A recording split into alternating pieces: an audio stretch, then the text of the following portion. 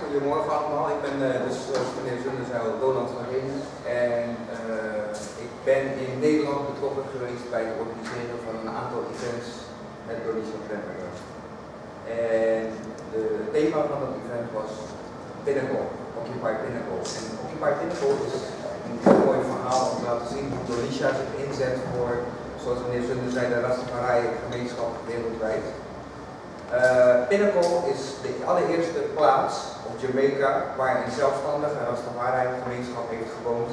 20 jaar lang, 22 jaar om precies te zijn. Totaal zelfvoorzienend, zelfstandig, lang voordat het kolonialisme in Jamaica afgeschaft werd. Voor zover het nog niet helemaal afgeschaft is.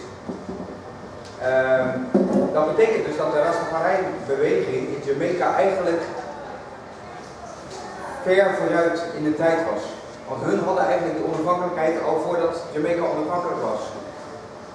En dus over reparations gesproken. Reparations heeft natuurlijk alles te maken met herstel van wat kapot is gemaakt. En eigenlijk waren de Rastas de eerste die eigenlijk met de reparations begonnen. Dus vandaar dat natuurlijk de link met de reparations heel overduidelijk mogen zijn. In Nederland hebben we een aantal manifestaties georganiseerd rondom Pinnacle. Rondom de eerste Rasta, zoals Leon Howell werd genoemd, die de community leidde. En van daaruit is eigenlijk het idee ontstaan om te kijken van hé, weet je, Suriname is zo verwant met wat wij in Nederland aan het doen zijn. Ik zit hier en ik zie zo'n aantal mensen die ik ook direct vanuit Nederland ken. Dus het is echt ook heel close. Voordat ik verder ga wil ik wel even zeggen van dat coördinator is niet per definitie de coördinator van Reggae Sundance. Want Reggae Sundance is een aparte organisatie die dat zelf heel Sundays doet. Ja, zie je? Reggae Sundays is een organisatie die dat zelf helemaal zelfstandig heel goed organiseert. Maar we hebben dus een aantal dingen gekoppeld met elkaar. Want Donicia is ook een filmmaakster. En deze keer is niet de hoofdmoot over een Pinnacle, hoewel we daar een hoofdstuk over hebben, dat ook zo wil ik vertellen, maar haar eigen productie. Een film waar ze eigenlijk de Rasta-gemeenschap wereldwijd volgt en kijkt van wat nou eigenlijk de erfenis is van haar grootvader, Bob Marley. En die heeft wereldwijd heel veel sporen nagelaten. Ik bedoel, ik ben zelf ontzettend geïnspireerd door Bob Marley, anders zou ik hier niet zitten. Als ik niet als 16-jarige of 15-jarige was ik naar Bob Marley had geluisterd, zou ik vandaag hier niet zitten. Dat ben ik 100% zeker. Dus het heeft invloed op mensen. Het heeft invloed op ons allemaal. Dus ik denk van, ja, dat is een heel mooi verhaal. Oké, we willen even terug naar Pinnacle, want Donicia zal zelf ook waar kunnen vertellen. In Pinnacle wil men een museum bouwen.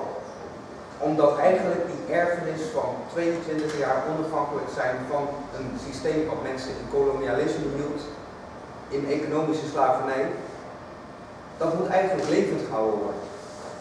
En daar is een museum misschien de beste plaats voor, zodat mensen kunnen zien van deze mensen waren hun tijd ver vooruit. Om inspiratie op te doen voor zo'n museum, kon Donicia hier in Suriname terecht. Want in het binnenland van Suriname bestaat een museum opgericht door de plaatselijke Zuid-Amerikaanse gemeenschap in Kieklees. En deze mensen in Kieklees, ik kom er al jaren, die zijn eigenlijk ook een tijd ver vooruit. Want wie komt op het idee om al, laten we zeggen, bijna 10 jaar geleden op het idee om een museum te bouwen in het binnenland? Dat betekent dat je een vooruitziende blik hebt. En vooruitziende blik is iets wat de Rastafari-movement kenmerkt.